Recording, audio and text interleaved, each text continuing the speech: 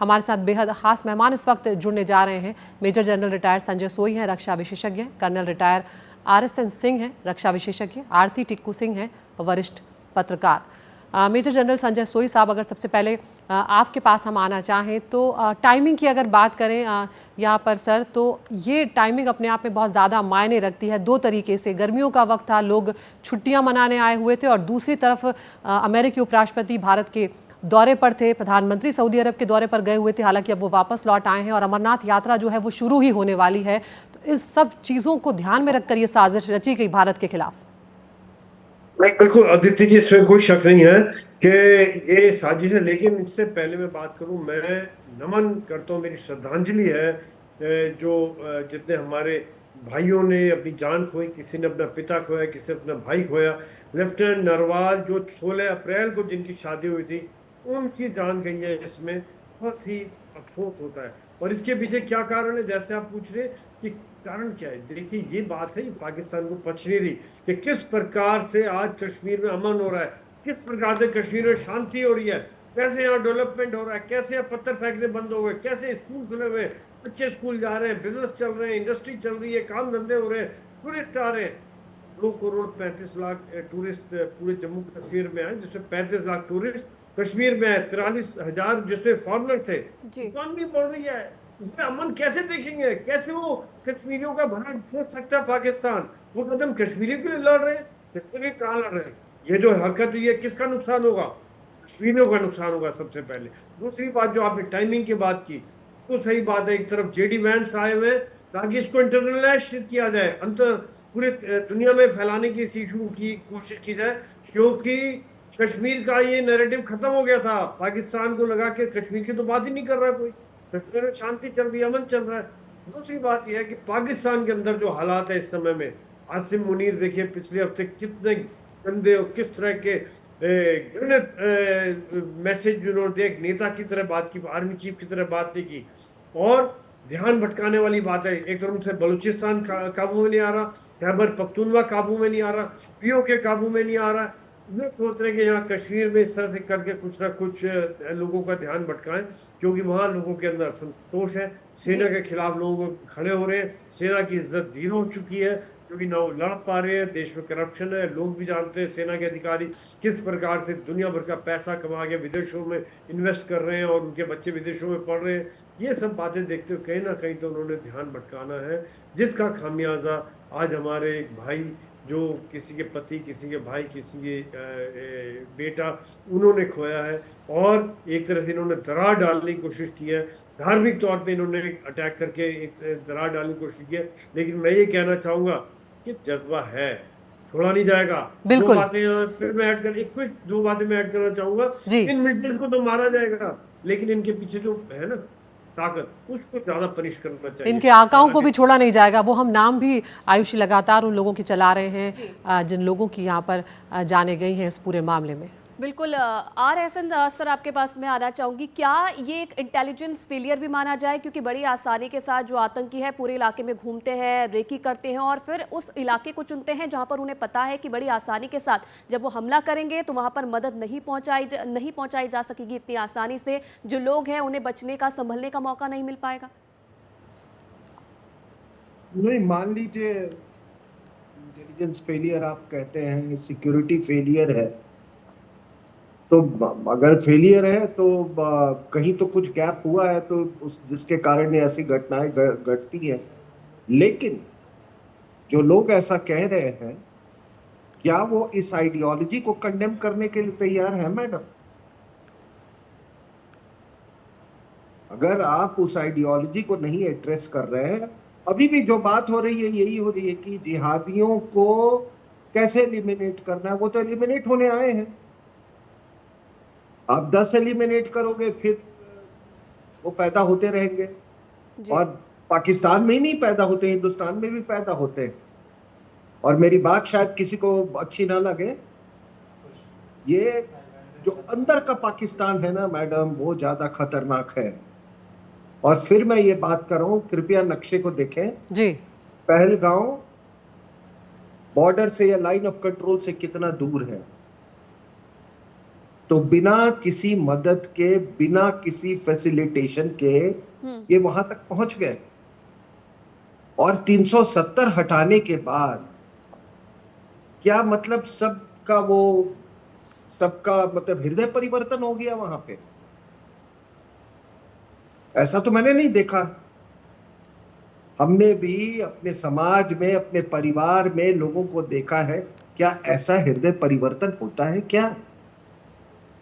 और अगर टूरिज्म के पैसे से ही केवल आप सोचते हैं कि वो खुशहाली और उनका जो कहा उनके स्टेक्स है वहां पर, अगर उससे केवल अमन और शांति आ जाती, तो फिर तो कहीं ये बहुत सारे ये ऑयल प्रोड्यूसिंग कंट्रीज हैं और जी। बहुत सारे ऐसे अमीर देश है, वहां तो कुछ होता ही नहीं। तो आतंकियों का आपने कोई जिहादियों चेहरा सर, आतंकियों का कोई चेहरा, कोई धर्म और कोई जात नहीं नहीं, होती। ये मत बोलिए मैम, ये मत बोलिए। पैंट पैंट खोल खोल के उन्होंने लोगों को का मुआयना किया है और तब गोली मारा है।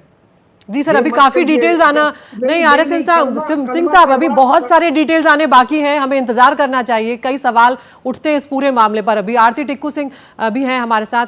आरती जी, यहाँ पर क्या जानकारी इस वक्त आपको मिल रही है, क्योंकि जो रेजिस्टेंस ग्रुप का नाम सामने आ रहा है, लश्कर का प्रॉक्सी ग्रुप उसे कहा जाता है, क्या कुछ जानकारी इस वक्त आपके पास है?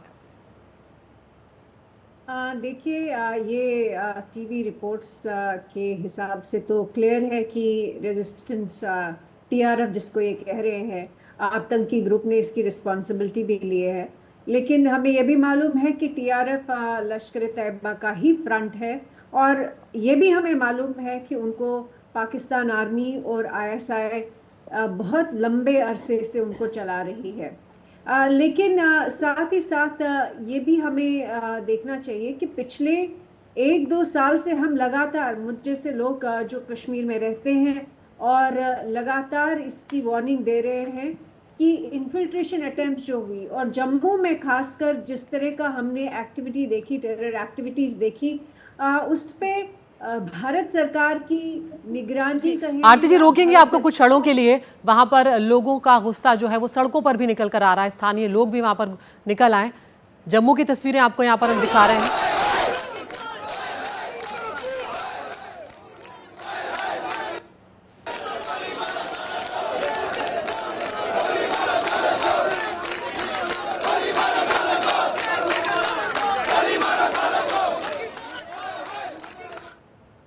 तो पाकिस्तान हाय हाय के नारे यहाँ पर लग रहे हैं, पाकिस्तान के खिलाफ नारे यहाँ पर लगाए जा रहे हैं। और चाहे जम्मू हो, चाहे कश्मीर हो, लोगों में, देश भर में बहुत ज़्यादा गुस्सा है। 26 लोगों की जान यहाँ पर गई है।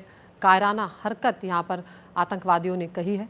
और मुख्य धारा में, जिस तरह से हमारे तमाम मेहमान भी कह रहे हैं आयुषी, कि जब मुख्य धारा में कश्मीर आने लगा है और बहुत हद तक आगे बढ़ रहे हैं, यहाँ पर लोग विकास की राह पर आगे बढ़ चले हैं, वो बात आतंकवादियों को हजम नहीं हो रही है। जी बिल्कुल, ये तस्वीरें न सिर्फ जम्मू में इस तरीके का गुस्सा लोगों के अंदर देखा जा रहा है, बल्कि देश के अलग अलग हिस्सों में कुछ इसी तरीके से जो लोग हैं इस हमले की निंदा कर रहे हैं। आप देखिए, हाथों में पाकिस्तान का झंडा लेकर, पाकिस्तान के खिलाफ नारेबाजी कर कर जो है लोग अपना गुस्सा व्यक्त कर रहे हैं, गुस्सा जता रहे हैं, और यही चाह रहे हैं कि जो ये हमला हुआ है जिसमें 26 मासूमों ने जान गंवाई है, उसका मुंहतोड़ जवाब दिया जाए। एक बार फिर से अपने जो हमारे मेहमान जुड़े हुए हैं हमारे साथ, उनके पास चलते हैं। संजय सोई जी, क्योंकि इस हमले की आप देखिए पूरी दुनिया भर में निंदा की जा रही है, और कई बार, क्योंकि हमें पता है कि कहां से क्योंकि आतंकी संगठन ने इस हमले की जिम्मेदारी ली है और कहां पर आतंक इस वक्त पल रहा है, कहां पर फल फूल रहा है, ये सब जानते हैं, कहां से इसे शह मिल रही है। तो क्या अब वो समय नहीं आ गया है कि जब एक साथ मिलकर हमें पाकिस्तान के खिलाफ एक बड़ी कार्रवाई करनी चाहिए, ताकि जो ऐसे हमले लगातार हो रहे हैं न सिर्फ भारत में बल्कि पूरी दुनिया भर में, ऐसे हमलों पर लगाम लगाई जा सके? बिल्कुल आयुषी जी, इस समय में देखिए, अमेरिका साथ खड़ा है, रशिया साथ खड़ा है, यूरोप साथ खड़ा है, मिडिल ईस्ट के देश साथ खड़े हुए हैं, और सब ने किया। और खास तौर से जिस प्रकार से अभी भारत और अमेरिका के संबंध अच्छे हुए हैं, अमेरिका और भारत दोनों ही टेरर के खिलाफ हमेशा खड़े हुए, आतंकवाद के खिलाफ हम दोनों साथ में लड़ने का बीड़ा उठाया हुआ है। तो इसमें कोई शक नहीं है कि जब इस समय में देश की जनता भी चाह रही है कि कुछ ऐसा एक्शन हो कि पाकिस्तान को मैसेज मिले कि इस तरह से नहीं कर सकते आप, कि जब मर्जी आया अटैक कर दिया, इस तरह से नहीं कर सकते कि आसिम मुनीर ने बयान दे दिया उसके बाद सीज फायर तोड़ रहे हैं और लगातार इन्फिल्ट्रेशन कर रहे हैं। आज भी देखिए बारामूला के पास उड़ी में एक और एनकाउंटर हुआ है जहाँ 2 मिलिटेंट मारे गए। यानी कि कोशिश जारी है, सेना कोशिश कर रही है, रोक रहे हैं। हम लोग अगर 100 बार रोकते हैं तो वो 100 अटैक्स को हम प्रिवेंट करते हैं, बचाते हैं। अगर एक बच जाता है तो ये पहलगाम जैसा होता है। अगर आज जो मारे हमने वहां पर अगर ऑपरेशन फेल होता है तो निकल जाते तो वो भी कहीं एक और पहलगाम करते। तो यही बात है कि आज पाकिस्तान समझ नहीं रहा है। पाकिस्तान आतंक की जितनी घटनाएं उसके साथ पाकिस्तान से जुड़े होते हैं, दुनिया जानती है। यहाँ पे डिप्लोमेटिक, पॉलिटिकल, पूरा देश एक साथ हो और मिलिटरली हर तरह के एक्शन की हमें जरूरत है ताकि हर तरह से घेरा जाए और पाकिस्तान को महसूस हो कि ये इतना आसान नहीं है कि आप मार के हमारे के नागरिक की कीमत है, उसके खून जो बहा है उसका कीमत उसको चुकानी पड़ेगी। बिल्कुल। और इससे पहले भी सोई साहब, पाकिस्तान को कई बार भारत ने सबक सिखाया है, लेकिन पाकिस्तान अपनी हरकतों से बाज यहाँ पर आता हुआ नहीं दिखता। मुकेश सिंह सेंगर हमारे सहयोगी भी हमारे साथ यहाँ पर जुड़े हुए हैं। मुकेश, आतंकियों को लेकर क्या कुछ जानकारी मिल रही है? NIA की 2 टीमें भी इस गहन जांच में जुट गई हैं सुरक्षा बलों के साथ। देखिए, बिल्कुल NIA की टीम दिल्ली से गई है और 2 टीमें वहां पर ऑलरेडी पहुंच गई हैं, जो कि इस बात की जांच करेंगे कि आखिर इस पूरी घटना के पीछे जो लार्जर कॉन्स्पिरेसी है वो क्या है, हमला करने वाले कौन लोग हैं, उनको फंडिंग कहां से हुई, वेपन कहां से आए, ये सारी जांच जो है वो NIA को सौंपी गई है। दूसरा जो सुरक्षा बल है जिसमें राष्ट्रीय राइफल्स के जवान हैं, इसके अलावा CRPF के जवान हैं, JNK पुलिस है, इनका एक ज्वाइंट सर्च ऑपरेशन पूरे पहलगाम और उसके आसपास के इलाकों में चल रहा है, जिसमें जो फिजिकल कॉम्बिंग है वो तो हो ही रही है, इसके साथ में ड्रोन से और हेलीकॉप्टरों से भी वहाँ पर निगरानी की जा रही है ताकि जो हमलावर हैं उनके बारे में पता चल सके और अगर वो मिलते हैं तो उनका सफाया किया जाए। पहलगाम में मेरे बहुत सारे जानकार हैं, अभी उनसे मैं बात कर रहा था तो वो ये बता रहे थे कि पहलगाम में आने के रास्ते तो हैं लेकिन वहाँ पर एग्ज़िट का कोई रास्ता नहीं है, यानी कि आपको जिस रास्ते से आप जाते हैं आपको उसी रास्ते से जो है वापस आना होता है। जहाँ पर ये वेसरन घाटी, जहाँ पर ये हमला हुआ है, वो ज़मीन से करीब 7 किलोमीटर की हाइट पर है और वहाँ पर जाने का रास्ता जो है कच्चा है और एक ही रास्ता है जिससे आप जाते हैं और उसी रास्ते से वापस आते हैं। तो जो प्लानिंग हुई है वो काफ़ी फुल प्रूफ प्लानिंग हुई है, यानी कि टेररिस्ट को ये मालूम था कि यहाँ पर कैसे पहुँचा जाए और हमला करने के बाद, लोगों को मारने के बाद वहाँ से कैसे निकलना है, क्योंकि 7 किलोमीटर की हाइट पर चढ़ना और वहाँ से उतरना ये अपने आप में एक बहुत बड़ा चैलेंज होता है। तो ये जो हमला करने के बाद अब तक जो सर्च ऑपरेशन हुआ है उसमें कोई भी हमलावर मिला नहीं है, तो ये दिखाता है कि टेररिस्ट की तैयारी क्या थी। वो जानकारी ये मिली है सुरक्षा एजेंसियों से कि जो ये टेररिस्ट हैं इनके जो ग्राउंड वर्कर्स हैं उन्होंने 1 से 7 अप्रैल के बीच में पहलगाम के तमाम होटलों की रेकी की, जो टूरिस्ट स्पॉट वहाँ पर हैं वहाँ की रेकी की और फिर इनको ये लगा कि जो ये बेसरन घाटी है ये काफ़ी हाइट पर है और यहाँ पर जो सुरक्षा के जवान हैं वो मौजूद नहीं होते हैं, अगर यहाँ पर हमला किया जाएगा तो ये सेफ़ रहेगा। लेकिन वहाँ से निकलना हमला करने के बाद में ये काफ़ी चैलेंजिंग टास्क था। लेकिन जो हमलावर हैं वो वहाँ से हमला करने के बाद कहाँ गए, क्या पहलगाम के बाहर चले गए या अभी पहलगाम में ही हैं, इसको लेकर लगातार जो सर्च ऑपरेशन है वो चल रहा है। अब तक की जांच के हिसाब से ऐसा लगता है कि हमले के पीछे जो पाकिस्तानी आतंकवादी संगठन लश्कर ए तैयबा है और इसके जो मुखिया हैं, मास्टरमाइंड हैं जो हाफिज़ सईद और उसका जो डिप्टी चीफ है सैफुल्ला, इन दोनों का हाथ इसमें साफ तौर पर जो है वो नज़र आ रहा है। इसके साथ में सज्जाद लोन जो कि TRF का एक फाउंडिंग मेंबर है उसका भी नाम सामने आ रहा है। अब तक केवल एक संदिग्ध आतंकवादी की तस्वीर सामने आई है जो कि AK-40 राइफल लेकर वहां से भागता हुआ दिखाई दे रहा है, हालांकि उसका चेहरा अभी तक सामने नहीं आया है। लेकिन अब तक की जांच के हिसाब से ऐसा लगता है कि ये पूरा जो ऑपरेशन है, यानी कि जो पूरा जो हमला हुआ है वो पूरा पाकिस्तान से कंट्रोल हो रहा था। पाकिस्तान में बैठे आतंकवादी वहाँ से कंट्रोल कर रहे थे। हमले में करीब 6 आतंकवादी शामिल थे, जिसमें 4 आतंकवादी मौके पर थे जो लगातार फायरिंग कर रहे थे, कुछ लोग पीछे थे, ये भी जानकारी मिली है। और इन 6 आतंकवादियों के ग्रुप में एक आतंकवादी ऐसा कहा जा रहा है कि वो पाकिस्तान से है, जिसको सीधे तौर पर पाकिस्तान से दिशा निर्देश मिल रहे थे।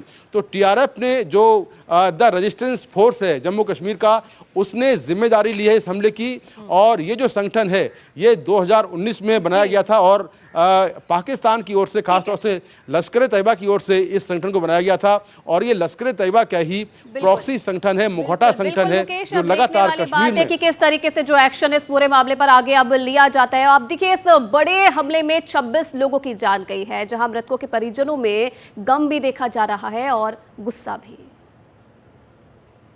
इसमें मेरे फादर को हाथ में गोली लग गई, तो अभी वो हॉस्पिटलाइज है, लेकिन अभी तो उसको अच्छा है। उसका इंटरव्यू हमने देखा। प्रशासन में से कोई आया था? जी, सब लोग आ गए हैं हमारे यहाँ। एमएलए सर आए हैं, मेयर सर आए थे, आईजी सर, एसपी सर, सब लोग आ गए थे और हमारी पूछताछ की और मेरे फादर के साथ कांटेक्ट करने की भी कोशिश की। भाभी ने फोन किया नीचे ताऊ जी को कि शुभम भैया को गोली मार दी है सर पर। ऐसा बताया जा रहा है कि नाम पूछने के बाद गोलीबारी वहां पर शुरू करी है और सर पे गोली मारी गई है। हम लोग की यही गुहार है सरकार से कि जल्द से जल्द इस पूरी प्रक्रिया को निपटा करके हम लोग को जल्द से जल्द बॉडी दे दी जाए ताकि हम लोग अंतिम संस्कार वगैरह कर सकें। वो बोले जे प्रशांत तो डेड हो गए, इतना ही। मेरा छोटा भाई ना, छोटा जो भाई का बीबी है वो भतीजा है, वो कहाँ पर है कैसे है मेरे को पता नहीं है। सिर में उसके गोली मारी है जबकि वो खाना खा रहे थे उस टाइम, ठीक है। तो इन्फॉर्मेशन में सिर्फ इतना ही बताया गया भाई उसको अटैक हुआ है, उसमें गोली लग गई है। जस्टिस की मांग करते हैं, न्याय मिले हमें कुछ न कुछ। जो हमारे पास था वही चले गया और क्या, हमारे पास पहले तेरा कुछ है, वही कोई बरतने वाला नहीं रहा और क्या आ गया। बोले थे मुझे कि मैं घूमने जा रहा हूँ कश्मीर, जम्मू कश्मीर में 8 दिन के बाद हम वापस आने वाले हैं। ये टीवी पे देखा हम लोग कि ऐसा ऐसा उधर कुछ तो हो गया करके शूटिंग वगैरह, तो इसलिए हमको पता चला। मेरे देवर संतोष जगदाले और उनकी वाइफ प्रगति जगदाले, उनकी बेटी आशावारी जगदाले, ये तीनों जन कश्मीर घूमने के लिए गए थे और जो मेरे देवर है उनको गोली लगी हुई है और बाकी लेडीज सेफ हैं। तो ये हमने सुना उन परिजनों को जिन्होंने अपनों को खोया है या जिनके परिजन घायल हैं। अब वो इंतज़ार कर रहे हैं कि उन तक पार्थिव शरीर जो है वो पहुंचे, वो अंतिम संस्कार करें। लेकिन सभी इंतज़ार कर रहे हैं कि सख्त से सख्त, कड़ी से कड़ी कार्रवाई इन आतंकवादियों के खिलाफ की जाए ताकि दोबारा ऐसी हरकत करने से पहले वो कई बार सोचे। सीधी तस्वीरें आप देख रहे हैं पहलगाम की बायसरन घाटी, जो मिनी स्विट्जरलैंड कहलाती है। पर्यटकों के लिए एक बेहद आकर्षण वाला ये केंद्र है और यहाँ पर एक के बाद एक तमाम उच्च अधिकारी जो हैं सेना के, सुरक्षा बलों के, वो पहुँच रहे हैं और अब गहन जांच की जा रही है। आतंकियों के लिए सर्च ऑपरेशन चलाया जा रहा है ड्रोन के ज़रिए, हेलीकॉप्टर्स के ज़रिए, और इस पूरी साजिश को जिसने भी अंजाम दिया, एक एक को यहाँ पर बख्शा नहीं जाएगा। सरकार की तरफ से ये सीधा संदेश जो है उन लोगों के लिए ये, और ये तस्वीर एक जो सामने आई, ये आतंकी की तस्वीर सामने आई है। हालांकि इसमें चेहरा नज़र नहीं आ रहा है, लेकिन ये उम्मीद की जा रही है कि जल्द ही सभी आतंकियों को चिन्हित कर लिया जाएगा और उसके बाद इन्हें इनके सही अंजाम तक पहुंचाया जाएगा। भारत के खिलाफ एक बड़ी साजिश को यहाँ पर अंजाम दिया गया है और अब भारत इसका बदला ज़रूर लेगा। बिल्कुल, ये तस्वीरें उसी जगह से आपको दिखा रहे हैं जहां पर कल ये बड़ा आतंकी हमला हुआ, 26 मासूमों की जान गई और उसके बाद से जो लगातार एक्शन है वो देखने को मिल रहा है। मौके पर जो जांच टीमें हैं वो पहुंच चुकी हैं। आतंकियों की पहचान के लिए हर संभव कोशिश की जा रही है। हेलीकॉप्टर से निगरानी जो है वो की जा रही है ताकि आतंकियों को जल्द से जल्द पकड़ा जाए। अभी तक जो जानकारी सामने आई, ये कहा जा रहा है कि 6 आतंकवादी थे जिन्होंने कई दिनों पहले से इस पूरे इलाके की रेकी की थी, लोगों के बारे में जानकारी जुटाई और उसके बाद इस घटना को कल अंजाम दिया गया। आधुनिक हथियार इनके पास थे, AK-47 से कई लोगों को इन्होंने निशाना बनाया। कई लोग अभी भी घायल बताए जा रहे हैं, लेकिन 26 मौत अब तक हो चुकी है। और कैसे इस पूरे इलाके में आप देखिए जो सुरक्षा व्यवस्था है वो चाक चौबंद कर दी गई है। खुद केंद्रीय गृह मंत्री अमित शाह कुछ देर बाद इस इलाके में पहुंचेंगे। बिल्कुल, हमारे साथ तमाम मेहमान जो है हमारे वो बने हुए हैं। कर्नल सिंह साहब, यहाँ पर जिस तरह से कोशिशें यहाँ पर अब की जा रही हैं, आतंकवादियों के लिए सर्च ऑपरेशन भी चलाया जा रहा है। एक तरफ ज़मीन पर कार्रवाई की जा रही है, दूसरी तरफ एक और रास्ता होता है कूटनीतिक तरीका। वहाँ पर आप किस तरह से देख रहे हैं, क्योंकि तमाम देश जो हैं वो भारत के समर्थन में आगे आए हैं? नहीं, देखिए, आपको तो मालूम है कि ये सऊदी अरेबिया के विजिट पे थे, वो एक बहुत बड़ी वजह है। और मैं एक स्ट्रैटेजिक एनालिस्ट हूँ जी। इसमें चाइना पाकिस्तान इकोनॉमिक कॉरिडोर और IMEC India middle east economic corridor, India middle east Europe corridor, ये दोनों भी फैक्टर यहाँ पे है। आपको ये भी मालूम होना चाहिए कि ये जितने ऐसे नाम है रेजिस्टेंस फ्रंट वगैरह, ये चाइना के कहने पे दिया गया है। और ये भी लोग ना भूले कि एक हमास फैक्टर जुड़ गया है अभी कश्मीर के साथ में। बीते फरवरी में के पहले सप्ताह में आपको मालूम है कि एक हमास का बहुत इम्पोर्टेंट लीडर खालिद अल खुदैम, वो यहाँ पे पीओके में था और एक बहुत बड़ा जलसा हुआ था। तो वहाँ कई हमास के लीडर्स थे, ये मुख्य अतिथि था वहाँ पर। और वहाँ पे जैशे मोहम्मद के भी लोग थे, लश्कर तोयबा के भी लोग थे और तमाम लोग थे। वो कश्मीर सॉलिडारिटी डे मना रहे थे और वहाँ पर उन्होंने ये तय किया था कि हम इसके एक नया जिहाद मिल के हम साथ लड़ेंगे। तो अब देखिए पैलेस्टीन की गूंज जो है वो कश्मीर में आपको अब देखने को मिल रही है और आगे और इस पर विस्तार से आपको देखने का मौका मिलेगा।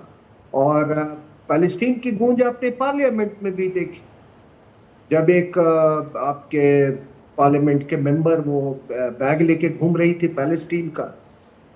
तो जब हम और आप इस बात को मानते हैं कि 26/11 को अंजाम देने में हमारे अंदर का जो पाकिस्तान जो है, और वो हर उसमें है, राजनीति में भी है, हर तंत्र में है, उसका एक बहुत बड़ा हाथ था। तो यहाँ पर भी एक बहुत बड़ा हाथ है। वरना आप कैसे रिकंसाइल करते हैं कि कोई भारत के पार्लियामेंट में कोई पैलेस्टीन का झोला उठा के चले जी, और फिर पीओके में ये होता है। तो ये बाकी तमाम बातें हैं। ये मुनीर का जो असीम मुनीर का जो स्पीच है जी, तो अब देखिए यूएसए में कुछ हो रहा है, सऊदी। ठीक है सर, एक बार लौटेंगे आपके पास। एक बड़ी खबर आपने दर्शकों को बता दें इस पूरे मामले को लेकर। देखिए पहलगाम आतंकी हमले पर एक बड़ी खबर ये मिल रही है कि आतंकियों ने पीर पंजाल रूट का इस्तेमाल किया। सूत्रों के हवाले से ये बड़ी जानकारी मिल रही है। 2 हफ्ते पहले कश्मीर आए थे आतंकवादी, सूत्रों से ये बड़ी खबर मिल रही है। और हमला करने से पहले पहलगाम की रेकी की थी। बिल्कुल, तो आतंकियों ने यहाँ पर पीर पंजाल रूट जो है उसका इस्तेमाल किया है। ये सूत्रों के हवाले से बड़ी खबर यहाँ पर सामने आई है, जिस तरह से आयुषी बता रही हैं। और 2 हफ्ते पहले कश्मीर आए थे आतंकवादी। जो बात हमारे सहयोगी मुकेश सिंह सेंगर अभी कह रहे थे, 1 अप्रैल से 7 अप्रैल के बीच में रेकी करी है इन लोगों ने, वो बात भी यहाँ पर इस तरह से सामने आ रही है। और हमला करने से पहले पहलगाम की भी रेकी की गई थी, सूत्रों के हवाले से ये भी खबर आ रही है। और साथ ही एक आतंकी की तस्वीर फिलहाल जो कैप्चर हुई है वो भी आपको साथ में दिखा रहे हैं। 6 आतंकी बताए जा रहे हैं यहाँ पर जो पीर पंजाल के रूट से दाखिल हुए थे। उन्होंने इस रूट का इस्तेमाल किया था और उन लोगों को निशाना बनाया जो निहत्थे थे, जो यहाँ पर पर्यटन के लिए आए थे, जो सैलानी थे, ताकि एक दहशत का माहौल जो है कश्मीर में वो पैदा किया जा सके। और इस अप्रैल के महीने में इन लोगों ने रेकी भी की थी, उन इलाकों का जायजा भी लिया था, मुआयना भी किया था कि किन जगहों का ये इस्तेमाल कर सकते हैं। विकास भदौरिया हमारे सहयोगी हमारे साथ जुड़ रहे हैं। विकास, क्या कुछ डिटेल्स यहाँ पर मिल रहे हैं? क्योंकि अगर 2 हफ्ते पहले रेकी की थी, इसका मतलब ये हुआ कि ये साजिश बहुत पहले से चल रही थी। जी हाँ, बिल्कुल। देखिए, जो शुरुआती जानकारी सिक्योरिटी एजेंसीज को मिली है, हमें उच्च पदस्थ सूत्र ने बताया है कि आतंकियों ने इस हमले की जो साजिश थी वो बहुत पहले रच ली थी और इसमें विदेशी हाथ होने के सबूत भी मिल रहे हैं। जो शुरुआती जानकारी है उसके मुताबिक आतंकियों ने पीर पंजाल रूट का प्रयोग किया और इस रूट के बाद वे आतंकी जो है वो राजौरी में उन्होंने प्रवेश किया। राजौरी से बधावन और बधावन से पहलगांव के रूट को फॉलो करने के बाद इन्होंने 2 हफ्ते पहले ही यहाँ पर अपना अड्डा बना लिया था और कई बार रेकी भी की थी। उसके बाद फिर उन्होंने कल का दिन चुना जब इन्होंने पर्यटकों पर अंधाधुंध फायरिंग की और उसमें 27 लोगों की मौत हो गई है। तो आतंकियों के जो इरादे थे वो पहले से ही विदेशी धरती पर बैठे उनके आकाओं के द्वारा गवर्न थे। उन्हीं के इशारे पर उन्होंने पीर पंजाल का रूट लेते हुए भारत में प्रवेश किया और राजौरी से बधावन और बधावन से पहलगांव का रूट लेते हुए वो पहलगांव में आकर 15 दिन पहले उन्होंने अपना ठिकाना बना लिया था। जी ठीक है विकास, धन्यवाद आपका तमाम जानकारी देने के लिए इस पूरी खबर पर।